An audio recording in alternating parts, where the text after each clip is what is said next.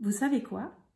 Je viens de lire Ce que l'on sème de Regina Porter.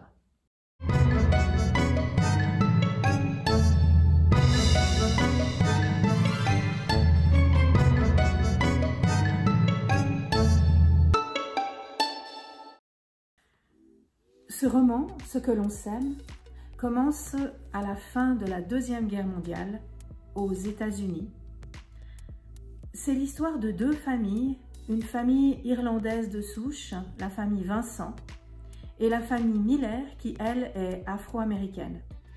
Et ces deux familles que rien ne lie, qui ne se ressemblent absolument pas, eh bien, vont être liées parce que deux de leurs enfants vont tomber amoureux et se marier et avoir des enfants.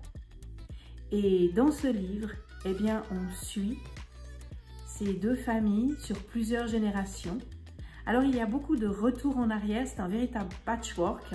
C'est vrai que parfois, on peut un peu perdre le nord, mais heureusement, au début du livre, il y a une notice avec le nom des personnages, et parfois, c'est bien utile. Mais que cela ne vous décourage pas, parce que c'est vraiment virtuose.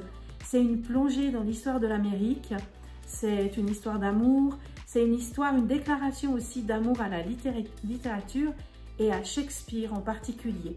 Voilà, c'est bouleversant. On a aussi toute l'histoire des Afro-Américains, la lutte pour les droits civiques, et le roman termine au moment de l'élection de Barack Obama. Voilà, moi c'est un livre qui m'a emportée, qui m'a fait tout oublier, ce qui est précieux en ce moment. Et je ne saurais que vous conseiller de persévérer dans la lecture de Regina Porter, Ce que l'on sème. C'est un premier roman d'une auteure afro-américaine à suivre de près.